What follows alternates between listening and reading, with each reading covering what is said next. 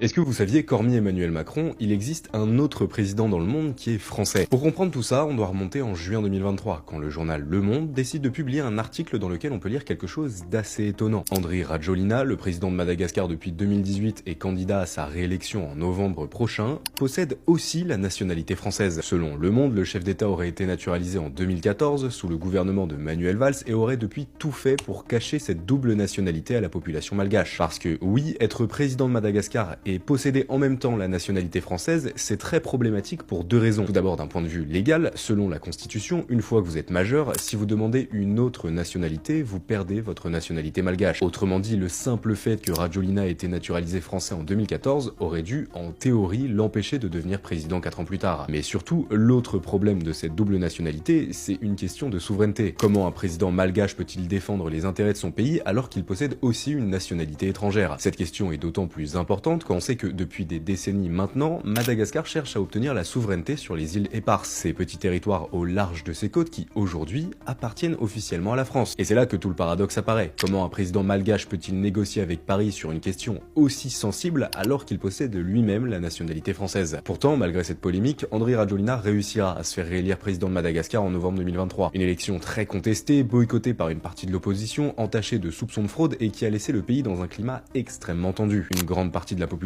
ne soutient pas son chef d'État et d'ailleurs très récemment on a pu avoir une démonstration de ce rejet. Des milliers de malgaches sont descendus dans la rue pour dénoncer des coupures massives d'eau et d'électricité qui durent depuis des mois et nombreux sont ceux qui réclament la démission de Rajoelina. Pour l'instant, le chef d'État se maintient au pouvoir. Il essaye de calmer la situation, notamment en limogeant son ministre de l'énergie, mais la colère ne redescend pas. De grandes manifestations vont encore avoir lieu aujourd'hui et rien n'indique qu'elles vont s'arrêter de sitôt.